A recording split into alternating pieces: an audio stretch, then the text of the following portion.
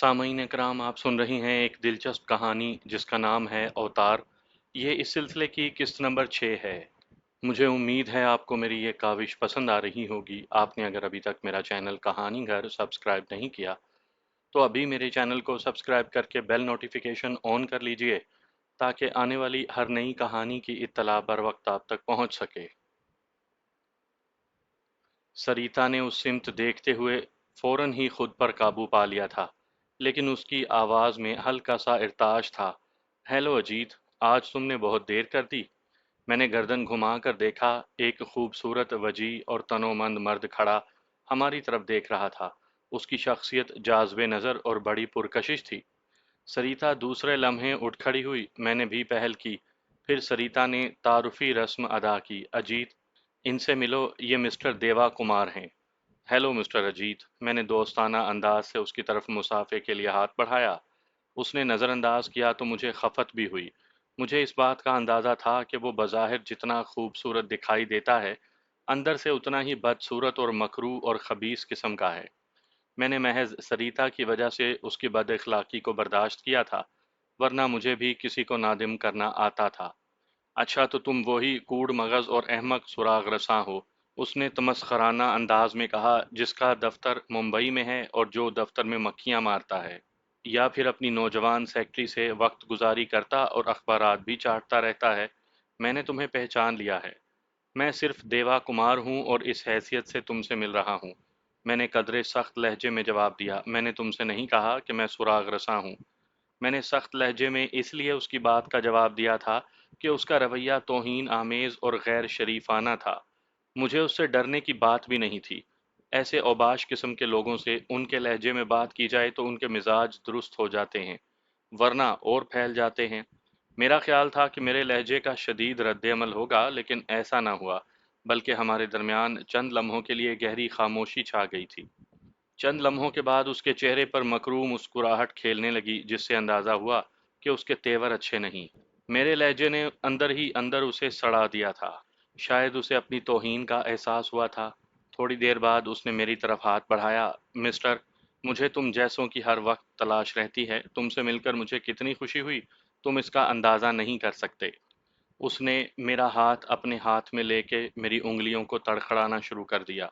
میں نے اسے منع بھی کیا مگر وہ باز نہ آیا۔ پھر میں نے سوچا کہ میں اسے ایسا جواب دوں کہ وہ آئندہ یاد رکھے۔ میں نے دل میں تہیہ کر لیا۔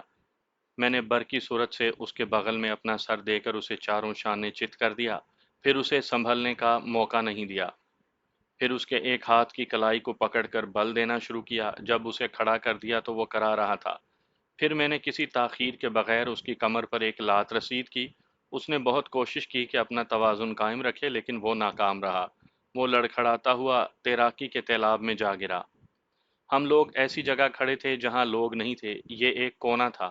تالاب پر ادھر ادھر جو لوگ موجود تھے، ان لوگوں نے ہماری طرف کوئی توجہ نہیں دی تھی، کیونکہ وہ لوگ نوجوان، حسین اور نسیم عریاں عورتوں کے جسمانی نشیب و فراز اور بدن کے گداز کے سحر میں جکڑے ہوئے تھے۔ اگر وہ ہماری طرف متوجہ ہوتے تو اجیت ایک تماشا ضرور بن جاتا۔ وہ جب تالاب میں گرا تو ایک ہندوستانی عورت سے ٹکرا گیا، جس پر اسے کچھ سننا پڑا۔ اس نے عورت سے ندامت سے معذرت کی۔ اگر اس عورت کا ساتھی مرد دور نہ نکل گیا ہوتا اور اس نے یہ منظر دیکھ لیا ہوتا تو پھر اجیت کی خیر نہ ہوتی۔ پھر وہ ایک ہاتھ سے تیرنے کا کام لینے لگا، کیونکہ میں نے اس کا دوسرا ہاتھ بری طرح موڑ کر اسے اس قابل نہیں رہنے دیا تھا کہ وہ اس سے تیرنے کا کام لے سکتا۔ اجیت پانی میں سے منہ نکال کر میری شان میں قصیدہ پڑھنے لگا۔ میں کیا، کوئی بھی شریف آدمی اور فاحشہ بھی ایسا قصیدہ سننا پسند نہیں کر سکتی تھی؟ نہ تو اس کا مزاج بدلا تھا اور نہ ہی اس کی عقل ابھی تک ٹھکانے آئی تھی۔ وہ فضول میں اپنی شامت کو دعوت دے رہا تھا۔ میں نے کنارے پر جا کر اسے ڈانٹا۔ اگر تم نے پانی میں چونچ بند نہیں کی تو میں تالاب میں اتر کر تمہارے چہرے کا جغرافیہ ایسا بدلوں گا کہ تم پہچانے بھی نہ جا سکو گے۔ اس نے میری دھمکی کا کوئی اثر نہیں لیا۔ پھر وہ وہاں سے ہٹ کر ایسی جگہ کھڑا ہو گیا جہاں عورتیں تالاب میں پیر لٹکائے بیٹھی تھیں۔ میں یہاں اسے تماشا بنانا نہیں چاہتا تھا، کیونکہ یہ کوئی تفریحی جگہ تھی، کوئی اکھاڑا نہیں کہ دنگل کیا جاتا۔ چند لمحوں کے بعد وہ کسی نہ کسی طرح تالاب سے نکل آیا۔ پھر وہ میری طرف آنے کے بجائے مجھے خون خوار نظروں سے گھورتا ہوا دوسری سمت چل دیا۔ وہ बुड़बुड़ाता जा रहा था। एक फिक्रा मैं सुन सका था, बेटा तू नहा कर कहाँ जाएगा, मैं तुझसे। चूंकि उसके और मेरे दरमियान फासला बढ़ गया, इसलिए मैं मजीद ना सुन सका। वैसे उसे इस बात का अंदाज़ा हो गया था कि मुझसे हाथापाई आसान नहीं। जब वो कुछ फासले पर पहुंचा तो उसे कुछ लोगों ने घेर लिया। वो उसके साथी थे जो वहां खड़े हुए ये तमाशा देख रहे थे। उनमें से किसी को हिम्मत नहीं हुई थी कि वो उसकी मदद के लिए आते। वो अगर आते तो मैं उनका पुरतपाक खैर मकदम करता। वो अपनी वज़ाकता और चेहरे मोहरों से एक नंबरी गुंडे ही लग रहे थे। वो कुछ खुसर-पुसर उनके साथ करने लगा और मेरी तरफ इशारा करने लगा। लेकिन इससे क्या होता? मेरी सेहत पर क्या असर पड़ता? बात तो तब थी जब उनमें से एक माई का लाल मेरी तरफ आता। ये मेरा पति है और वो जिनके साथ बातें कर रहा है, वो उसके खबीस साथी हैं जिनके साथ उठना-बैठना पड़ता है। वो अफसुर्दगी से बोली, ये कमीने सुअर नहीं जानते हैं कि एक औरत की मौजूदगी में कैसी बातें की जाती हैं। ये इतने बेगैरत हैं कि शायद ऐसी बातें अपनी माँ और बहनों के सामने भी करते होंगे। ये सारे के सारे बेवाओं की औलाद मालूम होते हैं। इससे पहले कि मैं कुछ कहता वो दोबारा बोली, काश मेरी किस्मत इतनी खराब ना होती देवा। मगर मैं किसे दोष दूं, बस मैं अंदर ही अंदर अपनी किस्मत पर रोती रहती हूँ। किस्मत को दोष दो, ना अपने आप को, मैंने उसे दिलासा दिया। बुरा वक्त आता है तो अच्छा वक्त भी आता है। अच्छा ऐसा करो, तुम अपने पति का पूरा नाम बताओ, क्या है? गो कि मैंने उसके जहन और अजीत के जहन से बहुत कुछ मालूम कर लिया था, लेकिन मैं ये जाहिर करना चाहता था कि मैं कुछ नहीं जानता। वो मेरी हमदर्दाना नज़रों और दिलासे से बहुत मुतमईन हुई और गहरी संजीदगी से बोली, अजीत भाटिया। ओह, तो ये वही अजीत भाटिया है। मैंने उसके हसीन चेहरे पर निगाहें मरकूज करके कहा, मारूफ बदनाम ज़माना, जिसे मर्ग नागहानी के नाम से याद किया जाता है। मुझे बहुत दुख हुआ कि तुम उस मर्दूद की पत्नी हो। वाकई तुम बहुत बदकिस्मत हो सरीता। अब तुम्हें भी यकीन आ गया ना कि मैं कितनी बदकिस्मत हूँ। तुम मेरे पति के बारे में जानते हो? मैं भी उतना ही जानता हूँ जितना कि बाकी लोग जानते हैं। वैसे मुझे उससे मुलाकात और उसे देखने की बड़ी तमन्ना भी थी। आज उससे अचानक और गैर मुतवक्का और हादसाती तौर पर शर्फ मुलाकात भी हो गया, जिसके बारे में मैंने ख्वाबो ख्याल में भी नहीं सोचा था। वाकई ये दुनिया गोल है। इसलिए तो मैं चाहती थी कि तुम मेरे बॉडीगार्ड बन जाओ। सरिता ने अपनी लंबी लंबी सुरुंगी पलकें झपकाईं। क्या तुम तैयार हो? तुम्हारा बॉडीगार्ड बनने से पहले ज़रूरी है कि मैं अपने लिए एक बॉडीगार्ड का इंतज़ाम करूं। देखो देवा, मुझसे मजाक ना करो। आखिर तुम्हें बॉडीगार्ड की ज़रूरत क्यों है? इसलिए कि तुम्हारा पति बेहद खतरनाक शख्स है। मैंने पूछा, उसके बारे में मैं इतना तो नहीं जानता हूँ। मैं भी उसके बारे में जानती हूँ, लेकिन बहुत ज़्यादा नहीं जानती, वो बोली। क्या तुम मुझे उसके बारे में तफसील से बताओगे?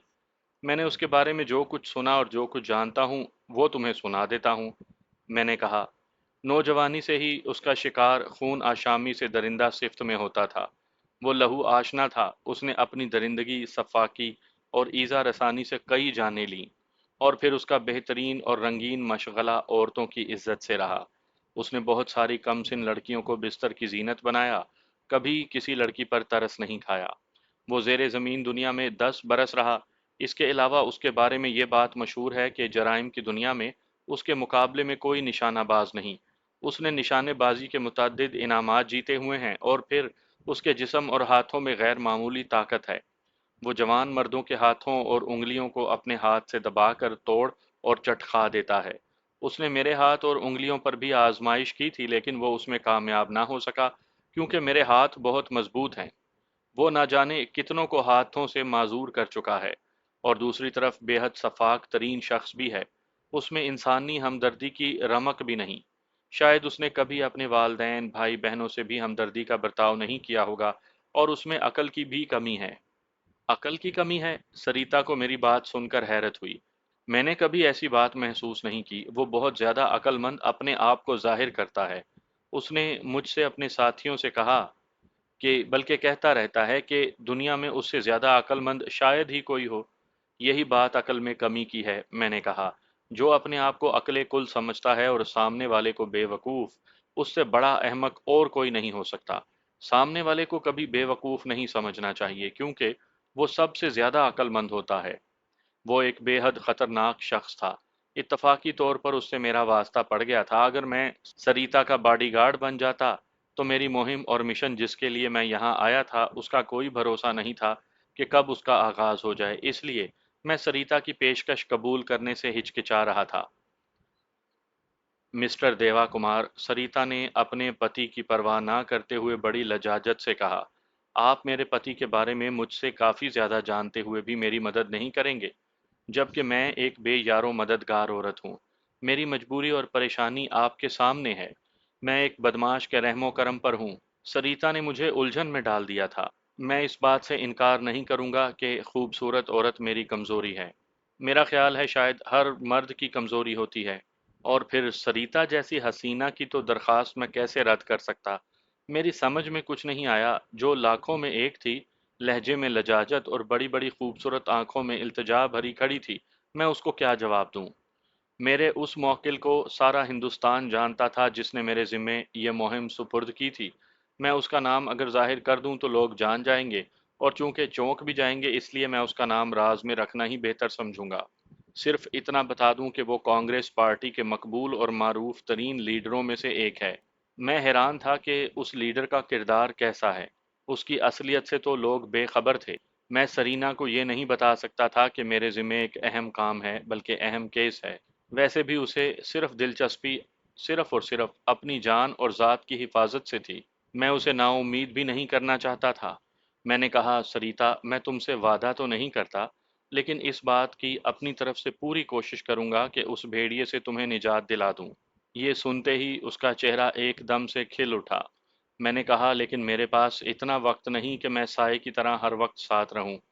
कहने लगी कि ठीक है, मैं सिर्फ इतना चाहती हूँ कि जैसे ही मौका मिले मुझे यहाँ से निकाल दो, और देर ना करो। तुम्हारा जो भी मुआवजा है वो मैं मुंबई में ही दे सकूंगी। मैंने कहा, मैं हसीनाओं से खिदमात का मुआवजा नकद ही नहीं, बल्कि किसी और शक्ल में भी लेता हूँ। उसका चेहरा सुर्ख हो गया, जिसने उसे और हसीन बना दिया। उसका पति ना होता तो शायद वो मुझे अपने साथ ही ले जाती। मैंने उसके पति को शक दूर करने के लिए कहा कि ऐसा करो कि तुम मेरे सीने पर हाथ मारो और मुझे तालाब में जोर से धक्का दो। वो किस लिए? ये तो तुम्हारी तजलील होगी। मैं ऐसा नहीं कर सकती डियर। मैं इसकी वजह सरिता को बनाना चाहता था। इतनी सी बात उसके समझ में नहीं आ रही थी, शायद इसलिए कि उसका जहन बहुत उलझा हुआ था। अजीत के साथ जो उसके साथी थे उनमें बहुत सारे पेशावर और बदमाश और कातिल थे। उसकी वजह यह थी कि उसका गिरोह जराइम पेशा था। उनमें से मैं एक दो को तो अच्छी तरह जानता था, जबकि वो मुझसे नावाकिफ थे। उनमें मुझे एक ऐसा शख्स भी दिखाई दिया जो दुश्मन की रगों में लहू मुंजमद कर दे। वो बेहद दराज कद था, अमिताभ बच्चन से भी निकलता हुआ कद था, और वो दिन में अपने कद और डील डोल की वजह से नुमाया नजर आता था। उसका नाम राजा था, जिससे मेरी दो एक मर्तबा मुठभेड़ हो चुकी थी। उसने मुझे जो देखा तो दोस्ताना अंदाज से हाथ हिलाया। मेरे हाथ हिलाने पर वो मेरी तरफ बढ़ने लगा। आपने मुझे बताया नहीं कि मैं किस लिए आपको तालाब में जोरदार धक्का दूं, सरिता ने दरियाफ्त किया। जल्दी से बताएं। मेरा एक देरीना दोस्त मुझसे मिलने आ रहा है, पहले मैं उससे बात कर लूं। मैंने जवाब दिया, फिर मैं बताता हूं कि किस लिए। मेरे अंदाजे के मुताबिक राजा का कद 6 फुट से ज्यादा होगा। वैसे वो अपने डील डोल की वजह से इतना लंबा दिखाई नहीं देता था जितना वो था। उसका जिस्म भैंसे की तरह तनोमंद भी था। वो चल रहा था तो लग रहा था कि जमीन हिल रही हो। ओ देवा कुमार, अरे यार तुम, वो खुश दिली से बोला, और उसने फौलादी पंजा मुसाफे के लिए मेरी तरफ बढ़ा दिया। देखो दोस्त, मेरे साथ अजीत वाली हरकत मत करना, मैंने कहा, क्योंकि मुझे अपने बाजुओं की अशद ज़रूरत है। मेरी बात सुनकर वो एकदम हंस पड़ा और कहने लगा, उस गधे को क्या मालूम कि तुम जुडो कराटे में जो महारत रखते हो वो बहुत कम लोग रखते हैं। तुम ग्रीन, ब्लैक और ब्लू बेल्ट हासिल कर चुके हो। महाराष्ट्र में तुमने जो जुडो कराटे के सालाना मुकाबलों में हिस्सा लिया था, उसमें 2 मरतबा पहला इनाम भी हासिल कर चुके हो। उसके इल्म में ये बात होती तो वो शायद तुमसे ना उलझता। तुमने उसका घुमंड पानी पानी कर दिया। अच्छा किया दोस्त। फिर उसे सरिता का एहसास हुआ तो वो उसकी तरफ देख कर बोला, हेलो सरिता, कैसी हो, ठीक तो हो ना? हाँ राजा, सरिता ने उसे जवाब दिया, मैं तो ठीक हूँ, तुम कैसे हो? बहुत दिनों के बाद देख रही हूँ। वो खुद ही उलझा था। मैंने कहा, मुझे अफसोस है कि मुझे जवाबी कार्रवाई करनी पड़े। मेरे लिए इसके सिवा चारा भी तो नहीं था। बहुत अच्छा किया, राजा ने फिर हंसते हुए कहा। अच्छा ये बताओ भाई, तुम्हारा यहाँ आना कैसे हुआ? खैरियत तो है ना? خیریت ہی خیریت ہے، میں نے جواب دیا۔ میں یہاں تفریح کی غرض سے آیا ہوں، پرانی یادیں تازہ کرنے آیا تھا۔ ٹھیک کیا نا میں نے؟ اجیت کا بھی کہنا یہی ہے کہ وہ بھی تفریح کے لیے آیا ہوا ہے، راجا نے کہا۔ دیوا کمار، راجا ایک دم سنجیدہ ہو گیا۔ اس نے کن اکھیوں سے اجیت اور اس کے ساتھیوں کی طرف دیکھا۔ وہ ہماری طرف متوجہ نہیں تھے۔ پھر اس نے میرے قریب آ کر سرگوشی میں آہستگی سے کہا، یہاں پر یہ سوال کسی سے نہ کرنا کہ وہ چنائے کس لیے آیا ہے۔ یہاں سبھی تفریح کی غرض سے آتے ہیں۔ کسی کی آمد کے بارے میں سوچنے سے، فکر کرنے سے صحت متاثر ہو سکتی ہے۔ مجھے تمہاری اس بات سے اتفاق ہے راجا، میں نے ممنونیت سے کہا۔ تمہارے اس دوستانہ اور مخلصانہ مشورے کا بہت شکریہ۔ اچھا اب مجھے اجازت دو دیوا۔ اس نے بڑی گرم جوشی سے ہاتھ ملایا اور دوسرے ہاتھ سے میرے ہاتھ کی پشت تھپ تھپائی۔ تمہیں دیکھا تو تم سے ملنے چلا آیا۔ میں تمہیں بہت پسند کرتا ہوں اور میرے دل میں تمہاری بڑی قدر ہے۔ کوئی کام ہو تو میں حاضر ہوں۔ راجا مخالف سمت بڑھ گیا۔ جب میں نے سریتا کی طرف دیکھا تو وہ بہت پریشان لگی۔ میں نے اسے دلاسا دیتے ہوئے پوچھا، سریتا، تم کسی بات کی فکر نہ کرو، میں تمہاری ہر قیمت پر مدد کروں گا۔ لیکن یہ بتاؤ کہ اس نے تمہیں پھانس کیسے لیا؟ اس لیے کہ تم ایک ہوشیار اور سمجھدار لڑکی ہو، اچھے برے کی تمیز رکھتی ہو۔ تمہارا اس کے جال میں پھنسنا میرے لیے تعجب خیز ہے۔ تم بس اسے میری بدقسمتی سمجھ لو، میں اور کیا کہہ سکتی ہوں؟ میں خود بھی پچھتاتی ہوں، لیکن اس سے کیا ہوتا ہے؟ وہ افسردگی سے بولی۔ سریتا نے میرے اصرار پر اپنی جو کہانی سنائی وہ یہ تھی۔ میں ممبئی میں سانتا کروز کے کافی ہاؤس میں ویٹرس تھی۔ سارنیا کافی ہاؤس، تم اس کے بارے میں جانتے ہوگے، وہ بہت مشہور ہے۔ اس جیسی کافی کسی ریسٹورانٹ اور کسی ہوٹل میں نہیں ملتی۔ صبح 10 بجے سے رات 11 بجے تک کافی کے شائقین کا تانتا اب بھی وہاں رہتا ہے۔ وہاں اکثر فلمی ستاروں کے علاوہ ہر قسم کے لوگ آتے ہیں۔ کافی کا مالک ہمیں جو مخصوص لباس دیتا تھا، اس میں ویٹرس نہ صرف بہت خوبصورت نظر آتی تھی بلکہ ان کے جسمانی نشیب و فراز کی نمائش ہوتی تھی۔ اس کا یہ نفسیاتی حربہ تھا، بھڑکیلے لباس میں شاداب بدن، اور اس کا گداز قیامت ڈھاتا تھا۔ کافی پینے والے نہ صرف کافی بلکہ ان کے سراپے اور قیامتوں سے بھی لطف اندوز ہوتے تھے۔ راجا اجیت کو پہلی بار وہاں لایا تھا۔ راجا اکثر آتا رہتا تھا۔ وہ جس میز پر بیٹھا تھا، میں نے وہاں کافی سرو کی تھی۔ مجھے اجیت کے بارے میں کچھ معلوم نہیں تھا۔ دوسرے دن جب میں اپنی ڈیوٹی ختم کر کے گھر جانے کے لیے نکلی تو اجیت اپنی شاندار گاڑی لیے موجود تھا اور میرا منتظر تھا۔ وہ مجھے ڈنر پر لے گیا اور اپنے آپ کو بزنس مین ظاہر کیا۔ دوسرے دن مجھے اپنے فلیٹ پر لے گیا، وہاں اس نے مجھ سے محبت کا ڈھونگ رچایا۔ پھر ہم دونوں جذبات کی رو میں بہہ گئے۔ پھر اس نے سبز باغ دکھا کر مجھ سے شادی کر لی اور ہنی مون منانے شملہ لے گیا۔ 10 دن کے بعد واپسی ہوئی۔ ممبئی سے چنئی آئی تو مجھے معلوم ہوا کہ اجیت تو ایک مافیا ہے۔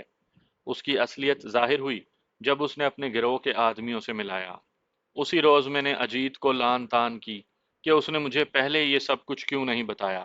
وہ کہنے لگا کہ کافی ہاؤس یا ہوٹلوں میں جو ویٹرس ہوتی ہیں وہ کون سی ساوتری ہوتی ہیں، آبرو باختہ ہوتی ہیں۔ تمہاری زندگی میں نہ جانے کتنے مرد آ چکے ہوں گے۔ میں نے اس کی کردار کشی پر سخت احتجاج کیا۔ اور وہ مجھے آبرو باختہ سمجھتا ہے تو طلاق دے دے۔ اس پر وہ بہت برہم اور مشتعل ہو گیا۔ پھر اس نے مجھے دھنک کر رکھ دیا۔ پھر اس نے مجھے دھمکی دی کہ اگر میں نے فرار ہونے کی کوشش کی تو وہ مجھے قتل کر دے گا۔ بس اسی روز سے میری کڑی نگرانی کی جا رہی ہے، کیونکہ میں اس کی اصلیت سے واقف ہو چکی ہوں۔ سریتا نے اپنی بپتا سنانے کے بعد اجیت کی سرگرمیوں کے بارے میں جو کچھ بتایا تھا وہ میرے لیے اہم اور مفید ثابت ہو سکتا تھا۔ میں جس مجرم کے تعاقب میں یہاں آیا تھا اسے کسی نے قتل کر دیا تھا۔ اس کی لاش 2 دن قبل برآمد کی گئی تھی۔ اس کے سر میں گولی مار دی گئی تھی۔ وہ نہ صرف سمگلر تھا بلکہ بلیک میلر بھی تھا۔ وہ اپنے حلقے میں موٹا کے نام سے مشہور تھا۔ اس کی موت نے میری مہم کو مشکل بنا دیا تھا۔ جس وی آئی پی نے میری خدمات حاصل کی تھی وہ اسے بلیک میل کر رہا تھا۔ اس کے پاس میرے موکل کی ایسی تصویر ہیں جو اس کا سارا سیاسی کیریئر ختم کر سکتی تھی۔ میرے موکل نے 13 برس کی لڑکیوں کے ساتھ جو راتیں کالی کی تھی وہ اس بلیک میلر کے پاس تھیں۔ اس سے ہر قیمت وہ تصویریں اور ان کے نیگیٹوز حاصل کرنے تھے۔ وہ تصویریں اس کے قاتل کے پاس ہو سکتی تھی۔ سریتا، میں نے اسے کہا، تمہارا مردود پتی مجھ سے باتیں کرتے دیکھ کر مشتعل ہو رہا ہے۔ میں نے اس کی جو بے عزتی کی ہے اس کی تلافی یوں ہو سکتی ہے کہ میرے 2 ایک ہاتھ جڑ کر مجھے تالاب میں دھکا دے دو۔ ٹھیک ہے، تم کہتے ہو تو میں تمہاری ہدایت پر عمل کر لیتی ہوں، سریتا بولی۔ وہ جو جارحانہ انداز سے کھڑی ہوئی تو اس کا بدن شاخ گل کی طرح لچک گیا۔ میں نے کن اکھیوں سے دیکھ لیا تھا کہ اجیت اور اس کے ساتھی ہماری طرف متوجہ ہیں۔ پھر میں نے کہا، سریتا، شبھ کام میں دیر مت کرو، میرے قریب آؤ، میں تمہیں بازوؤں میں لینے کی کوشش کروں گا تو ایک تھپڑ رسید کر کے مجھے تالاب کی نظر کر دو۔ پھر میں نے سریتا کے ساتھ جو کچھ کیا اسے دائرہ تحریر میں نہیں لایا جا سکتا۔ پہلے تو وہ بھونچکی سی رہ گئی، پھر چند لمحوں تک اسی طرح اس پر سکتہ طاری رہا جیسے کوئی بجلی گری ہو۔ پھر وہ شرم سے سرخ ہوئی، پھر اس نے میرے گال پر ایک زوردار تھپڑ رسید کیا جس کی باز گشت پٹاخے کی طرح دور دور تک سنائی دی۔ میری پشت تالاب کی طرف تھی، میں تالاب میں جا گرا۔ تالاب میں گرنے کے بعد میں دوسرے کنارے کی طرف بڑھ گیا۔ اس وقت فضا اجیت کے ساتھیوں کے بے ہنگم کہوں سے گونجنے لگی۔ عورت کتنی بڑی اداکارہ ہوتی ہے۔ سریتا کی اداکاری پر میں اش اش کر اٹھا تھا۔ اجیت بہت خوش ہو گیا تھا، اس نے اپنی خوشی کا اظہار سریتا کے اس ہاتھ کی پشت کو چوم کر کیا تھا جس نے اس سے میرے گال پر تھپڑ رسید کیا تھا۔ وہ سب وہاں سے چلے گئے۔ میں نے جانے میں جلدی نہیں کی۔ تھوڑی دیر کے بعد میں تالاب سے باہر آیا۔ میں جس ہوٹل میں قیام پذیر تھا، یہ تامل ناڈو کا سب سے خوبصورت ہوٹل کہا جائے تو غلط نہیں ہوگا۔ بندرگاہ پر اس لیے یہ ہوٹل بنایا گیا تھا کہ وہ جگہ ہر لحاظ سے مناسب اور موزوں تھی۔ میں نے جو کمرہ لیا ہوا تھا وہ 103 نمبر تھا۔ میں نہانے لگا اور جتنا وقت میں نے نہانے میں گزارا، میں نے اپنا کمرہ غیر ارادی طور پر مکفل نہیں کیا تھا۔ شاید اس لیے بھی کہ میرا سارا دھیان کسی اور جانب تھا۔ میرے کمرے کی چابی بورڈ پر لٹک رہی تھی، میں اسے لیے بغیر لفٹ میں سوار ہوا۔ ایک غیر ملکی سیاح جوڑا لفٹ میں ہم آغوش دنیا و مافیا سے بے نیاز تھا۔ یہ میاں بیوی نہیں تھے اور نہ ہی دوست اور نہ ہی ایک شہر کے۔ سفر کے دوران ہوائی جہاز میں ان کی ملاقات ہوئی۔ دونوں ہندوستان کی سیاحت پر نکلے تھے، غیر قانونی ہنی مون منا رہے تھے۔ میں نے انہیں تالاب پر بھی دیکھا تھا، وہ اسی حالت میں تھے۔ میں تیسری منزل پر اتر کر اپنے کمرے میں آیا۔ میں نے گیلے کپڑے اتار کر سلیپنگ گاؤن پہنا، پھر میں بستر پر دراز ہو گیا اور اپنے کیس کے بارے میں سوچنے لگا۔ ساری کڑیاں ایک ایک کر کے ذہن میں آ رہی تھیں۔ میرے موکل نے مجھے جس مہم پر بھیجا تھا اسے سر کرنے کی صورت میں 10 لاکھ روپے کی رقم ملنے والی تھی۔ پیشگی 2 لاکھ مل چکے تھے۔ کوئی اور ہوتا تو اتنی بڑی رقم نہ دیتا۔ عزت کا سوال تھا۔ عزت داروں کو اپنی عزت بہت پیاری ہوتی تھی۔ میں سوچتے سوچتے گہری نیند کی آغوش میں چلا گیا۔ نیند میں نے سریتا کو دیکھا، اس کا سپنا دکھائی دیا۔ بیدار ہوا، گھڑی میں وقت دیکھا تو 7 بج چکے تھے۔ میں تازہ دم ہو چکا تھا۔ چونکہ میرے پاس وقت گزاری کے لیے کچھ نہیں تھا، میں نے ٹی وی آن کر لیا۔ پروگرام پسند نہیں آیا تو میں بے مقصد باہر نکل آیا۔ میں جس کمرے میں مقیم تھا اسے موٹا نے بک کروایا ہوا تھا۔ اس کا نام رگھوناتھ تھا، لیکن اس کی موت کی خبر سنتے ہی میں نے ڈیسک گرل کو 100 روپے کی رشوت دے کر اسے لے لیا تھا۔ رگھوناتھ نے یہ کمرہ سری سنت کے فرضی نام سے بک کروایا ہوا تھا، مگر میں نے یہ کمرہ اپنے نام سے ہی لیا تھا۔ میرے موکل کو موٹا ہی بلیک میل کر رہا تھا۔ موٹا میرے موکل سے کوئی بھی بات منوا سکتا تھا، مگر اس نے ایسا نہیں کیا۔ وہ اپنے ایک خاص ساتھی کو ایک سرکاری محکمے میں ایک اہم عہدہ دلوانا چاہتا تھا۔ ان دستاویزات کے اندر photostat, tape recorder, reels اور کچھ تصویریں بھی تھیں جن سے موٹا اسے بلیک میل کر رہا تھا۔ ان دستاویزات میں سب سے زیادہ خطرناک دستاویز وہ تھی جس سے ظاہر ہوتا تھا کہ امریکی حکومت کسی خاص ملک کے خلاف جراثیمی جنگ شروع کرنے والی تھی۔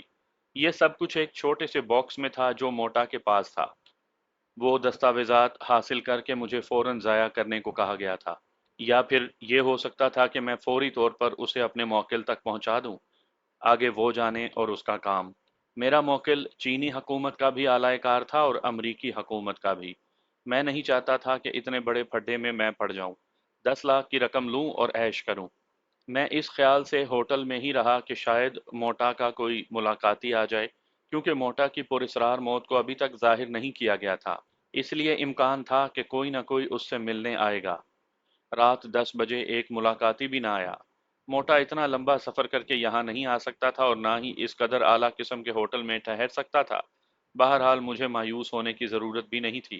رات 11 بجے میں شب خوابی کا لباس پہن کر بستر پر دراز ہونے والا تھا کہ کمرے کے دروازے پر دستک ہوئی۔ میں خوش ہوا کہ چلو کوئی تو آیا۔ میں نے دروازہ کھولا تو ایک امریکی جوان لڑکی شب خوابی کے لباس میں کھڑی تھی اور اس کے ہاتھ میں ایک برف سے بھری بالٹی تھی، اس میں وسکی کی بوتل تھی۔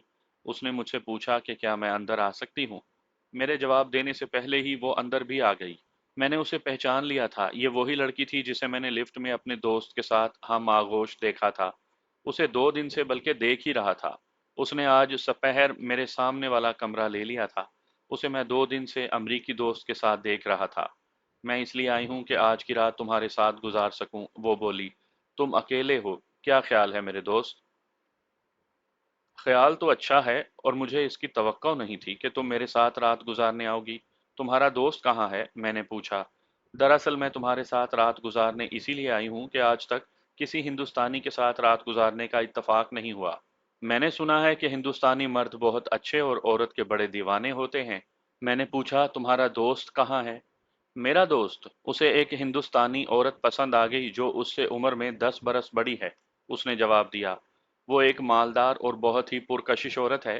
وہ اسے اپنے گھر لے گئی ہے۔ میرے دوست کی زندگی میں اب تک کوئی ہندوستانی عورت نہیں آئی، اس لیے وہ اس کے ساتھ چلا گیا تاکہ تجربہ کر سکے۔ ہم باتیں تو دن میں بھی کر سکتے ہیں، رات ایسی باتوں کے لیے نہیں ہوتی۔ اس لڑکی کا نام ایستھر تھا۔ اس نے بتایا کہ ہمارے ہاں ہر قسم کی تفریحات موجود ہیں۔ اس کے دوست میں اب وہ کوئی کشش محسوس نہیں کر رہی، کیونکہ انہوں نے سیاحت میں 1.5 مہینہ ساتھ گزارا ہے۔ اب وہ کسی نئے ہم سفر کی تلاش میں ہے۔ ایک امریکی بزنس مین اس ہوٹل میں ٹھہرا ہوا ہے، اس کی عمر 70 برس کی ہے۔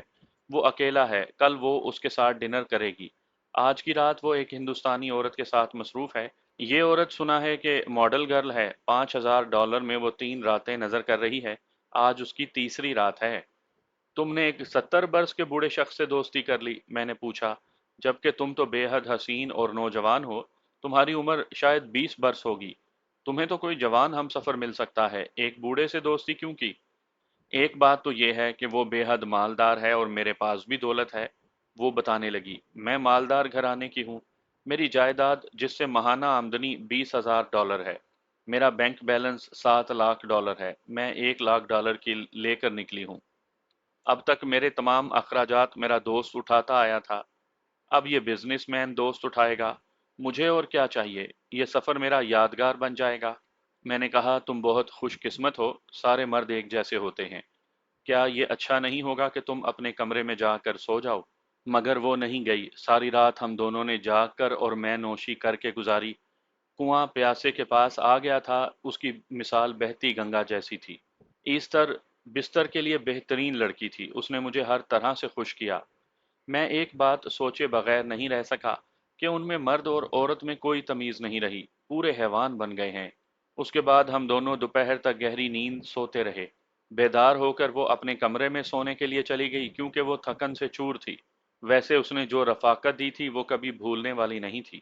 میں نے نیچے آ کر سینڈوچز اور کافی لی، پھر ڈیسک گرل سے دریافت کیا کہ کسی نے میرے کمرے پر رابطہ تو نہیں کیا۔ اس کا جواب نفی میں تھا۔ ڈیسک گرل مدراسن تھی، اس کا رنگ گہرا سانولا تھا۔ میں لابی میں بیٹھ گیا۔ میں حیران تھا کہ کوئی ابھی تک لوٹا سے ملنے کیوں نہیں آیا۔ ٹیلی فون اس لیے نہیں آیا کہ یہ ملاقاتی محتاط تھے، وہ کوئی خطرہ مول نہیں لیتے تھے۔ میں نے لابی میں کچھ پیشہ ور بدماشوں کو بھی دیکھا، ان میں مجھے موکنڈ سوامی بھی نظر آیا۔ میں نے 2 برس پہلے اس پر احسان کیا تھا۔ ہوا یہ تھا کہ دوسرے گروہ کے بدماشوں نے اسے گھیر لیا تھا۔ اگر میں اس کی مدد کو نہ پہنچتا تو وہ اسے جان سے مار دیتے۔ میں اسے بے ہوشی کی حالت میں ہسپتال لے گیا، وہ بری طرح زخمی ہو چکا تھا۔ وہ 3 دن تک ہسپتال میں زیر علاج رہا۔ میں نے اس کے تمام اخراجات برداشت کیے، اور جب وہ ہسپتال سے ڈسچارج ہوا تو میں نے اسے $1000 بھی دیے۔ میں اس کے گھر بھی گیا تھا۔ اس کی بیوی نوجوان اور قبول صورت کی لیکن پرکشش عورت تھی۔ ان کی ایک 5 برس کی بیٹی بھی تھی۔ میں نے اسے کہا بھی تھا کہ اپنی بیوی اور بچی کی خاطر یہ پیشہ چھوڑ دے۔ اگر اسے چھوٹے موٹے کاروبار کے لیے رقم کی ضرورت ہو تو میں دے سکتا ہوں۔ اس نے کہا تھا کہ کسی بھی جرائم پیشہ گروہ میں شامل ہونا مشکل نہیں، لیکن اس سے نکلنا بہت مشکل ہے۔ وہ خود بھی اسی کوشش میں ہے کہ گروہ سے نکل جائے، لیکن اس میں ابھی وقت لگ سکتا ہے۔ اس کے اپنے پاس اتنی رقم ہے کہ وہ کوئی کاروبار کر سکے۔ گروہ سے دشمنی لینے پر اس کی بیوی بچی کی خیر نہیں۔ مجموعی طور پر مکنڈ سوامی ایک اچھا آدمی تھا۔ وہ میری بہت عزت اور قدر کرتا تھا، کسی مصیبت پر وہ میری ہر قیمت میں مدد کر سکتا تھا۔ وہ احسان فراموش نہیں تھا، اس نے ابھی تک مجھے نہیں دیکھا تھا، دیکھ لیتا تو وہ اچک کر چلا آتا۔ میں نے اس وقت اس سے ملنا مناسب نہیں سمجھا، اس لیے کہ وہ شاید اپنے کسی کام سے آیا ہوا تھا، اور اس وقت مجھے اس سے کوئی کام بھی نہیں تھا، تاہم ابھی تک وہ اس گروہ میں ہی شامل تھا۔ میں بیزار ہو کر وہاں سے اٹھا اور چلا آیا تاکہ یکسوئی سے کچھ سوچ سکوں۔ میں بستر پر دراز ہو کر خیالات کے بھंور میں چکرانے لگا۔ میں سوچوں میں گم تھا کہ دروازہ بڑی آہستگی اور غیر محسوس انداز سے کھلا تو میں چونک گیا۔ میں اسے اندر سے بند کرنا بھول گیا تھا۔ دوسرے لمحے میری نظروں کے سامنے ہوٹل کا ایک ویٹر کھڑا تھا۔ اس کی شکل ایسی تھی کہ کوئی اسے پہلی بار دیکھے تو اس کے سارے جسم پر سنسنی دوڑ جائے۔ اس کے چہرے پر نہ صرف خراشیں بلکہ مندمل ہو جانے والے زخموں کے نشانات بھی تھے۔ دیکھنے میں وہ کسی گینڈے کی طرح لگتا تھا۔ مجھے اس لمحے احساس ہوا کہ میں نے اپنا ریوالور جیب میں کیوں نہیں رکھا۔ تاہم مجھے اس سے خوفزدہ ہونے کی ضرورت نہیں تھی۔ میں اپنی جوڈو کراٹے کی مہارت سے فائدہ اٹھا سکتا تھا۔ اس نے مجھے دیکھتے ہوئے کہا، کیا تم موٹا ہو؟ رگھوناتھ ہو؟ کیا مطلب؟ میں انجان بن گیا اور اس کی طرف سوالیہ نظروں سے دیکھا۔ موٹا رگھوناتھ؟ اس نے میری بات کا جواب دینا گوارا نہیں کیا۔ اس کا چہرہ ہر قسم کے جذبات سے عاری تھا۔ وہ بولا، میں تمہیں تیار ہونے کے لیے صرف 15 منٹ دے رہا ہوں۔ تم لباس تبدیل کر کے تیار رہنا اور میرا انتظار کرنا۔ مجھے کوئی اندازہ نہیں تھا کہ آئندہ کیا حالات پیش آنے والے ہیں، کن کن سے اور کیسے کیسے لوگوں سے میرا سامنا ہوگا۔ تاہم مجھے اپنی حفاظت کے لیے اپنا ریوالور ہر وقت جیب میں رکھنے کی ضرورت تھی۔ وہ کمرے سے چلا گیا۔ میں بستر سے اٹھنے کا ارادہ کر ہی رہا تھا کہ اپنے کمرے کے ملحقہ غسل خانے میں آہٹ سی سنائی دی۔ میری نگاہیں غسل خانے کی طرف اٹھ گئیں۔ دروازہ آہستہ آہستہ کھل رہا تھا۔ میری غیر موجودگی میں کوئی غسل خانے میں آ کر چھپا تھا۔ وہ جس انداز سے دروازہ کھول رہا تھا اس کے ارادے خطرناک معلوم ہوتے تھے۔ اب میرے پاس وقت نہیں تھا کہ اپنا ریوالور نکال سکوں۔ دروازہ خاصا کھل گیا، پھر دروازے کے پیچھے سے چاند نمودار ہوا۔ یہ آسمان کا نہیں، زمین کا چاند تھا۔ میں حیران رہ گیا۔ اس کے جسم پر ایک بیش قیمتی ریشمی گاؤن تھا جس پر کڑھائی کا کام کیا ہوا تھا، اور اس میں اس کا شاداب بدن چمک رہا تھا۔ ہیلو رگھوناتھ، اس نے بصد ناز و ادا کمرے میں قدم رکھتے ہوئے شوخی سے کہا۔ اس کی آواز بڑی رسیلی تھی اور آنکھیں بہت خوبصورت۔ تمہیں میرے آنے کی اطلاع تو مل گئی ہوگی۔ میں نے دانستہ تردید نہیں کی، کیونکہ میں رگھوناتھ عرف موٹے کے کمرے میں ٹھہرا تھا، اس لیے مجھے ہر شخص موٹا ہی سمجھ رہا تھا، اور میں خود بھی یہی چاہتا تھا۔ میں نے اس کے ہاتھ میں ایک چھوٹا سا سیاہ باکس دیکھا تھا جو اس نے اس طرح سے مضبوطی سے تھام رکھا تھا جیسے اس میں ہیرے بھرے ہوئے ہوں۔ پھر اس نے بے تکلفی سے اس باکس کو بستر پر رکھ دیا۔ وہ کہنے لگی، مجھے پروفیسر نارنگ نے تمہارا دل بہلانے اور ہر طرح کی سیوا کرنے اور خوش کرنے کے لیے بھیجا ہے۔ پروفیسر نارنگ؟ میں نے چونک کر اسے اوپر سے نیچے گہری نظروں سے دیکھا۔ پروفیسر نارنگ جو بھی تھا، جیسا بھی تھا، اس بات سے انکار نہیں کیا جا سکتا تھا کہ وہ بڑا باذوق اور رنگین مزاج تھا۔ جی، پروفیسر نارنگ، اس کی رسیلی آواز کھنک گئی۔ اس نے مجھے تیکھی نظروں سے دیکھا اور بولی، اس نے اس لیے بھیجا ہے کہ جب تک وہ تمہیں ملاقات کا وقت نہ دے، اس وقت تک میں تمہارا ہر طرح سے خیال رکھوں۔ ویری گڈ، میں خوش ہو گیا۔ پروفیسر نارنگ کو میرا کتنا خیال ہے، اس نے میرے لیے کیسا اور رنگین کھلونا بھیجا ہے۔ میں اس سے باتیں کرتے ہوئے ذہن پر زور دینے لگا کہ یہ پروفیسر نارنگ کون ہے۔ مجھے بالکل یاد نہ آ سکا کہ زیر زمین دنیا میں اس نام کی کوئی شخصیت بھی موجود ہے۔ میں تقریباً ہر مافیا سے واقف تھا۔ ہندوستان بہت بڑا تھا، اس میں پورے 22 صوبے ہیں۔ میں تمام صوبے کے مافیاؤں کو تو نہیں جانتا تھا۔ پھر میں نے سوچنا بند کر دیا۔ آج نہیں تو کل معلوم ہو ہی جائے گا۔ میں نے سوچا کہ اس سے دریافت کروں کہ پروفیسر نارنگ کا جغرافیہ کیا ہے، موصوف کیا چیز ہیں، وہ کیا بیچتا ہے۔ پھر مجھے اچانک خیال آیا کہ میں دیوا کمار نہیں بلکہ رگھوناتھ عرف موٹا ہوں۔ میرے سوال پر وہ مشکوک ہو جائے گی۔ میں نے تو غیر محسوس انداز سے کچھ معلومات حاصل کرنی تھی۔ گو کہ میرے ذہن نے اس کے ذہن سے بہت کچھ معلوم کر لیا تھا، اور پھر اس کے ساتھ رات بھی رنگین کرنی تھی۔ اور میں یہ بھی جاننا چاہتا تھا کہ کیا واقعی پروفیسر نارنگ نے میری سیوا کی غرض سے بھیجا ہے۔ یہ سوال میں نے اس سے پوچھ لیا۔ وہ بولی، ہاں۔ پھر چہک کر بولی، یقین نہیں آیا تو لکھ کر دے دوں؟ میں نے ایسٹر کی چھوڑی ہوئی شیمپین کی بوتل الماری میں سے نکالی، گلاس دھو کر رکھے، 2 گلاس تیار کر کے ایک گلاس اس کی طرف بڑھایا۔ جس وقت اس نے میرے ہاتھ سے گلاس لیا میری نظر اس کی انگلی پر پڑی جس میں ایک بڑی انگوٹھی تھی، اس پر انگریزی لفظ لکھا ہوا تھا۔ وہ انگوٹھی کافی قیمتی تھی اور سونے کی بنی ہوئی تھی۔ میں نے انگوٹھی کو غور سے دیکھتے ہوئے پوچھا، بیبی، کیا تم مجھے اپنا نام بتانا پسند کرو گی؟ مجھے تمہارا نام نہیں بتایا گیا۔ میرا نام شمیتا مکرجی ہے، تم مجھے شمی کہہ سکتے ہو۔ تھوڑی دیر کے بعد میں نے اور شمی نے رقص شروع کر دیا۔ رقص میں اتنی جذباتیت آ گئی تھی کہ بات رقص سے بھی آگے بڑھتی جا رہی تھی۔ ہم دونوں ہر چیز سے بے نیاز ہو گئے، پھر ایک دم سے رنگ میں بھنگ پڑ گیا۔ میں ایک بات بھول گیا تھا کہ اس آدمی نے مجھے 10 منٹ کے بعد آنے کو کہا تھا۔ میری جگہ کوئی بھی ہوتا تو وہ بھی بھول جاتا، پونم تھی ہی ایسی لڑکی۔ دھڑام سے دروازہ کھلا اور وہ خبیث بغیر دستک اور اطلاع کے دندناتا ہوا کمرے میں آیا۔ اس کا اس طرح آنا مجھے سخت ناگوار لگا، بلکہ زہر لگا۔ میں خون کے گھونٹ پی کر رہ گیا۔ پونم کے بشرے سے ظاہر تھا کہ اسے بھی زہر لگا ہے۔ اس نے مجھے دیکھتے کہا، رگھوناتھ، حیرت کی بات ہے، میرے کہنے کے باوجود تم نے ابھی تک لباس تبدیل نہیں کیا۔ کیا موج اڑا رہے ہو اس لڑکی کے ساتھ؟ ہاں، میں نے لباس تبدیل نہیں کیا اور نہیں کروں گا۔ تم ہوتے کون ہو دھونس جمانے والے؟ میں نے بگڑ کر کہا، تمہارے باپ کا نوکر نہیں ہوں اور نہ میں تمہیں جانتا ہوں، دفع ہو جاؤ یہاں سے۔ یہ تم کیا بکواس کر رہے ہو؟ اس کا خوفناک چہرہ اور مکروہ ہو گیا۔ اسے یقین نہیں تھا کہ میں اسے ایسا جواب دے سکتا ہوں۔ میں تمہیں 1 منٹ کی مہلت دیتا ہوں، پھر بھی تم نے لباس تبدیل نہیں کیا تو میں تمہیں اسی حالت میں اٹھا کر پروفیسر نارنگ کے پاس لے جاؤں گا اور اسے یہ بات پسند نہیں آئے گی۔ شیمی بھی ویٹر کی بات سن کر بڑے زور سے چونکی کیونکہ اس نے پروفیسر نارنگ کا نام سن لیا تھا۔ پھر اس نے مجھے سمجھایا، تمہیں فوراً تیار ہو کر چل دینا چاہیے، پروفیسر نارنگ کو تم جانتے ہو، وہ بہت مصروف آدمی ہے۔ میں غصے کی حالت میں جامے سے باہر ہو گیا تھا۔ شیمی نے پیار بھرے انداز سے میرے غصے کو سرد کیا۔ میں نے جب بستر سے گون اٹھایا تو اس کا باکس جو گون کے نیچے تھا نہ جانے کیسے بستر سے نکل کر فرش پر گر گیا۔ شیمی نے جو یہ دیکھا تو اس کا چہرہ سرخ ہو گیا۔ وہ ہذیانی لہجے میں چیختے ہوئے بولی، تم کیسے بے پرواہ آدمی ہو؟ تم نے میرے باکس کا ستیہ ناش کر دیا، تمہیں ذرا بھی احساس نہیں؟ آئی ایم سوری ڈارلنگ، میں نے اس کی آنکھوں میں جھانکتے ہوئے خجالت سے کہا۔ نہ جانے اس کے ذہن میں کیا آیا کہ وہ اسی وقت باکس اٹھا کر کمرے سے نکل گئی۔ میں سمجھ نہیں سکا، ویٹر کے آنے سے پہلے تو وہ بہت خوش اور سرشار تھی۔ ویٹر کمرے سے باہر نہیں گیا تھا، وہ وہیں جم کر جیسے چٹان بن گیا تھا۔ رگھوناتھ، اس نے کرخت آواز میں مجھے وارننگ دی تھی، صرف 30 سیکنڈ باقی ہیں، سنا تم نے؟ میں نے فوراً پتلون پہنی، بغیر جرابوں کے جوتے پہنے۔ اس ویٹر نے مجھے تسمے بھی باندھنے نہیں دیے، وہ میرا ہاتھ پکڑ کر مجھے کمرے سے باہر لے آیا اور پھر دروازہ زور سے بند کر دیا۔ مجھے غصہ تو بہت آیا، لیکن میں اس سے الجھنا نہیں چاہتا تھا۔ میں نے باہر راہداری میں شیمی کو دیکھا مگر وہ مجھے کہیں نظر نہیں آئی۔ رگھوناتھ، مجھے اندازہ نہیں تھا کہ تم اس قدر احمق ہو، اس نے مجھے کہا۔ تم وقت ضائع کر کے اچھا نہیں کر رہے۔ وہ مجھے اس سمت لے کر جا رہا تھا جہاں ہوٹل سویٹ ہیون تھا۔ یہ ہوٹل چنائی میں سب سے مہنگا اور سب سے زیادہ پر آسائش ہوٹل مانا جاتا تھا۔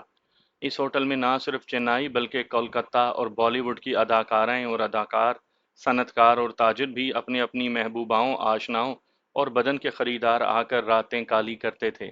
میری نظر سمندر میں کھڑے ایک بحری جہاز پر پڑی جس پہ فارچون لکھا ہوا تھا۔ نام دور سے ہی دکھائی دیتا تھا، مجھے یہ نام مانوس سا لگا، لیکن اس وقت اس لیے یاد نہیں رہا کہ اس وقت ذہن بری طرح الجھا ہوا تھا اور کھوپڑی بھی پک رہی تھی۔ وہ مجھے ہوٹل کے اندر لے گیا۔ اس ہوٹل میں بہت سارے ہال تھے جس میں تقریبات منعقد ہوتی تھیں۔ اس نے ایک ہال کے دروازے پر رک کر اپنا سانس درست کیا، پھر اس نے ہال کے دروازے کا ہینڈل کا پکڑ کر گھمانے کے بجائے کوئی 3 مرتبہ دروازے پر دستک دی۔ اس نے 3 مرتبہ مخصوص انداز سے دستک دی تھی، اندر خاموشی سی لگ رہی تھی۔ چند لمحوں کے بعد دروازہ کھلا تو ہم دونوں اندر چلے گئے۔ اندر جاتے ہی دروازہ بند کر دیا گیا۔ یہ ایک وسیع و عریض ہال تھا، اس کے اندر بہت سارے لوگ موجود تھے، مگر میری نگاہ سب سے پہلے اس شخص کی جانب اٹھی جو کرسی صدارت پر بڑے پروقار اور روب کے انداز سے کسی راجہ مہاراجہ کے انداز سے بیٹھا تھا۔ اس کا روب اور دبدبہ وہاں موجود لوگوں پر طاری تھا۔ اس کی سی شخصیت بہت کم لوگوں کی ہوتی ہے۔ مجھے اس شخص کو پہچاننے میں پل بھر کی دیر نہیں لگی۔ یہی پروفیسر نارنگ تھا، لیکن وہ کسی اور نام سے بھی مشہور تھا۔ اس کا ایک نام نہیں تھا، وہ مافیا تھا۔ اسے لوگ غائبانہ طور پر گوریلا کے نام سے موسوم کرتے تھے، لیکن کسی کی مجال نہیں تھی کہ اس کے سامنے اسے کوئی گوریلا کہہ کر مخاطب کر سکے۔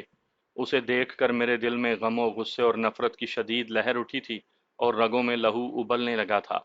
کیونکہ یہ جرائم کی دنیا کا سب سے ظالم، سفاک اور اونچا بدماش تھا۔ پولیس بھی اس کا نام سن کر کانپ اٹھتی تھی۔ مجھے تو یاد پڑتا تھا کہ یہ شخص ہندوستان سے کبھی کا روپوش ہو چکا تھا۔ ہندوستانی حکومت اس پر ہاتھ نہیں ڈال سکتی تھی، اور نہ اس لیے اب تک ڈال سکی تھی کہ اس کے خلاف کوئی ثبوت نہیں تھا، اور پھر وہ بڑا بااثر، بارسوخ اور طاقتور شخص تھا۔ اس کے بارے میں بہت ساری افواہیں گشت کرتی رہتی تھیں۔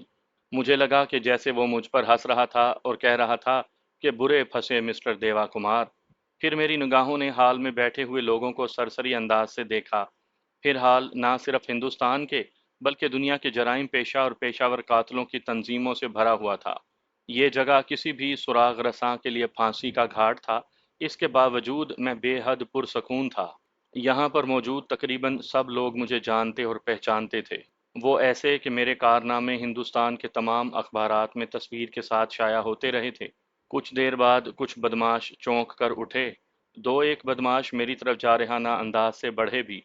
پروفیسر نارنگ یہ سب کچھ جو بڑے سکون سے دیکھ رہا تھا۔ اس کی نگاہیں مجھ پر مرکوز تھیں، اس کے چہرے اور آنکھوں سے اس کے دل کے تاثرات ظاہر نہیں تھے۔ جب پروفیسر نارنگ نے اپنا دایاں ہاتھ فضا میں بلند کیا اور خاموش رہنے کا اشارہ کیا تو ایک دم سے شور شرابے نے دم توڑ دیا۔ پورے ماحول پر ایک بے قراں سا سناٹا طاری ہو گیا۔ تم رگھوناتھ عرف موٹا تو نہیں ہو؟ اس گہری میں خاموشی میں پروفیسر نارنگ کی بھاری آواز گونجی۔ میری طرف جو بدماش بڑھ رہے تھے وہ رک گئے۔ رگھوناتھ عرف موٹا؟ میں نے انجان بن کر حیرت سے پلکیں جھپکائیں۔ یہ کون بلا ہے اور تم کون ہو؟ میری زبان سے بلا ارادہ نکل گیا۔ سنو مسٹر، پروفیسر نارنگ نے تیکھے لہجے میں کہا، زیادہ ہوشیاری دکھانے کی ضرورت نہیں۔ یہ بتاؤ کہ تم موٹا کے کمرے میں کیا کر رہے تھے؟ مجھے اس بات کا بخوبی احساس تھا کہ میں موت کے دہانے پر کھڑا ہوں۔ ایک نہیں، بہت سارے قاتل موجود ہیں۔ میرا پتہ صاف کر کے میری لاش ایسی غائب کریں گے کہ اس کا پتہ بھی کبھی نہیں چل سکے گا۔ میں اپنی بدحواس اور ذرا سی بھی حماقت پر اپنی جان سے ہاتھ دھو سکتا تھا، لہٰذا مجھے بڑی احتیاط کی ضرورت تھی۔ رگھوناتھ عرف موٹا کی تکرار میری سمجھ سے باہر ہے۔ تم مجھ سے ایک ایسے شخص کے بارے میں پوچھ رہے ہو جس کا نام میں پہلی بار سن رہا ہوں۔ اس کی میں نے شکل تک نہیں دیکھی۔ تمہیں میرے بارے میں کوئی غلط فہمی ہوئی ہے؟ میں دروازے کے پاس کھڑا تھا۔ میں اپنی بات ختم کر کے بے خوفی سے پروفیسر نارنگ کی طرف بڑھا تو حاضرین میں سے کئی ہاتھوں کو ان کی جیبوں میں جاتے دیکھا۔ انہوں نے ریوالور نکال لیے تھے۔ میں نے اس کی پرواہ نہیں کی۔ میں یہ بات جانتا تھا کہ وہ اپنے باس کے حکم کے بغیر گولی نہیں چلائیں گے۔ دو ایک نے میرے راستے میں حائل ہونے کی کوشش کی مگر ان کے پروفیسر باس نے اشارے سے انہیں روک دیا۔ میں پروفیسر نارنگ کے قریب پہنچ کر قدرے تیز لہجے میں بولا، مسٹر، تمہیں اس بات کو پوچھنے کا کوئی حق نہیں پہنچتا کہ میں کس کمرے میں ٹھہرا ہوں۔ مجھے کیا معلوم تھا کہ اسے اس کمرے میں ٹھہرنا تھا؟ یہ کمرہ مجھے ہوٹل والوں نے دیا ہے۔ میں کس نام سے ٹھہرا ہوں تم معلوم کر سکتے ہو؟ میں نے محسوس کیا کہ پروفیسر نارنگ کو میرا لہجہ سخت ناگوار گزرا تھا۔ اس کے چہرے پر غصہ نمودار ہوا، لیکن اس نے قابو پا لیا، کیونکہ میں نے جو کچھ کہا تھا وہ غلط نہیں تھا۔ اس نے میری پشت پر کسی کو اشارہ کیا۔ میں نے فوراً گھوم کر دیکھا تو میری نگاہ راجا پر پڑی، جو ایک طرف خاموشی سے کھڑا تھا۔ میں نے اس سے کہا، راجا، یہ شخص کون ہے؟ مجھ سے بے سر و پا قسم کی معاملات کس لیے کیے جا رہے ہیں؟ راجا کو میں نے پہلی بار سنجیدگی میں پایا تھا۔ اسے شاید فوراً ہی حالات کی نزاکت کا اندازہ ہو گیا تھا۔ اس نے ایک قدم آگے بڑھایا۔ وہ پروفیسر نارنگ کے دائیں جانب اور قدرے قریب ہو گیا تھا۔ اس نے مجھ سے بات کرنے کے بجائے پروفیسر نارنگ کو مخاطب کیا۔ اس کا نام دیوا کمار ہے۔ یہ ممبئی کا پرائیویٹ سراغ رساں ہے۔ یہ کبھی کبھی یعنی سال دو سال میں تفریح کی غرض سے آ جاتا ہے۔ اسے یہاں کی سانولی لڑکیاں اور شراب بہت پسند ہے۔ آج کل مہاراشٹر میں حکومت نے سخت پابندی عائد کر رکھی ہے شراب پر، اس لیے یہ ادھر آتا ہے۔ میں آج صبح بھی اس سے سوئمنگ پول پر مل چکا ہوں جہاں یہ تیر اور نہا رہا تھا۔ پھر اس نے میری طرف دیکھ کر کہا، دیکھو مسٹر دیوا کمار، پروفیسر نارنگ تم سے جو کچھ پوچھیں اس کا صحیح صحیح جواب دو تاکہ ان کی غلط فہمی دور ہو جائے۔ راجا جیسے مجرم نے میری حمایت میں بے خوفی سے کہہ کر میرا دل جیت لیا تھا۔ مجھے سچ کہنے میں کوئی عار نہیں۔ میں نے اسے جواب دے کر پروفیسر نارنگ کی طرف دیکھا۔ آپ کیا پوچھنا چاہتے ہیں جناب؟ میں نے خود ہی بتانا شروع کیا کہ مجھ سے جس کمرے کے بارے میں دریافت کیا گیا ہے وہ میری سمجھ میں نہیں آیا۔ میں کل ہی اس شہر میں آیا ہوں۔ میں نے اس خیال سے کمرہ بک نہیں کروایا کہ مل جائے گا۔ میں جب بھی آیا مجھے کمرہ مل جاتا تھا، لیکن اس مرتبہ ایسا نہیں ہوا۔ اتفاق سے ایک کمرہ بھی خالی نہیں تھا، ڈبل بیڈ بھی خالی نہیں تھا، البتہ ایک شخص نے کمرہ بک کرایا ہوا تھا، وہ کسی وجہ سے نہیں آیا تھا، لہٰذا میں نے ڈیسک گرل کو 100 روپے رشوت دے کر اور اس کی منت سماجت کر کے یہ کمرہ لے لیا، اتنی سی بات ہے۔ میری یہ بات سنتے ہی فوراً ایک شخص جو بدماش تھا حال سے نکل گیا، شاید وہ میری بات کی تصدیق کرنے گیا تھا۔ پروفیسر نارنگ کو جیسے میری بات کا یقین آ گیا تھا، اس نے نرم لہجے میں کہا، میں تمہاری بات مان لیتا ہوں، لیکن یہ بتاؤ کہ ویٹر کے ہمراہ بحیثیت رگھوناتھ کے یہاں کس لیے آئے ہو؟ میں نے جواب دینے سے پہلے ویٹر کی طرف دیکھا اور کہا کہ اس بات کا جواب تو ویٹر ہی دے سکتا ہے۔ ایک تو یہ شخص میری اجازت کے بغیر کمرے میں دن دناتا ہوا گھس آیا، یہ تو مجھے لباس تبدیل کرنے کا حکم دے کر چلا گیا۔ اس نے 20 منٹ کی مہلت دی، اس نے مجھے کچھ نہیں بتایا کہ وہ مجھے کہاں لے کر جانا چاہتا ہے، نہ اس نے میرا نام پوچھا، جس تیزی سے گیا تھا اسی طرح واپس چلا گیا۔ تھوڑی دیر بعد ایک لڑکی میرے کمرے میں آ گئی، اس نے کہا کہ پروفیسر نارنگ نے اسے میری خدمت کے لیے بھیجا ہے۔ وہ اتنی خوبصورت اور حسین تھی کہ مجھ سے رہا نہ گیا۔ پھر اس کے بعد دوبارہ یہ ویٹر آ گیا، اس نے مجھے کپڑے بھی تبدیل نہ کرنے دیے، یہ دیکھیں میرے پاؤں کی طرف، میں موزے بھی نہ پہن سکا۔ میں نے اسے اپنے جوتے دکھائے جو اس بات کی گواہی دے رہے تھے۔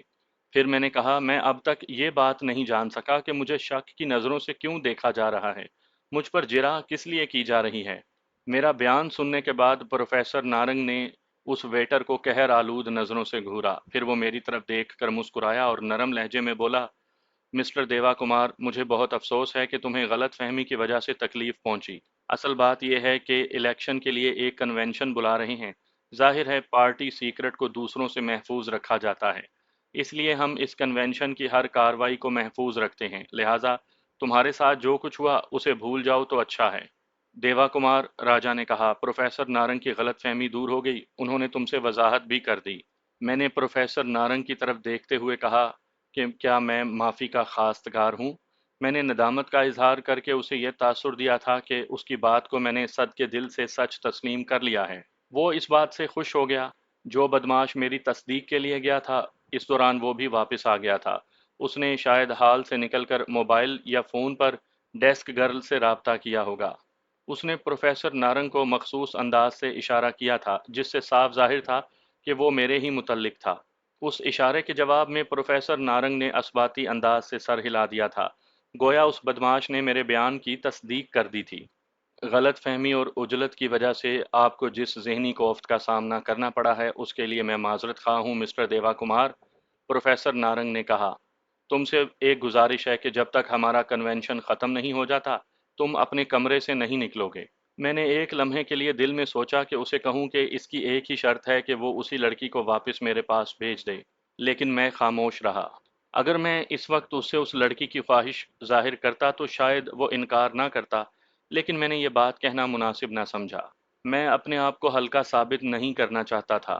میں نے کہا، یوں بھی میرے پاس کہیں آنے جانے کا کوئی پروگرام نہیں، میں ویسے بھی یہاں پر سونے اور آرام کرنے آیا ہوں۔ اتنا کہہ کر میں تیزی سے دروازے کی طرف بڑھا۔ ایک لمحے کے لیے میں ٹھٹک کر رک گیا کیونکہ مان میری نگاہ اجیت پر پڑی، اس سے میری نگاہیں چار ہوئیں۔ وہ مجھے غضبناک نگاہوں سے دیکھ رہا تھا، اس لیے کہ میں نے اسے زوردار سبق جو دیا ہوا تھا۔ پروفیسر نارنگ کا ذہن پڑھنے کے بعد یہ بات میرے علم میں آ گئی تھی کہ یہ کنونشن کس نوعیت کا ہے۔ اس نے جو تاثر دیا تھا وہ یہ کہ سیاسی نوعیت کا ہے، لیکن ذہن پڑھنے سے یہ عقدہ کھلا تھا کہ یہ کنونشن سیاسی لیڈروں کا نہیں بلکہ بڑے بڑے جرائم پیشہ مافیا کے سرغنوں کا ہے۔ میں اس کانفرنس کی غرض و غایت کی طے میں پہنچ چکا تھا، گو مجھے اپنے شبہات کی تصدیق کرنے کی اشد ضرورت نہیں تھی، لیکن اس کے باوجود میں دوسروں سے بھی معلوم کرنا چاہتا تھا۔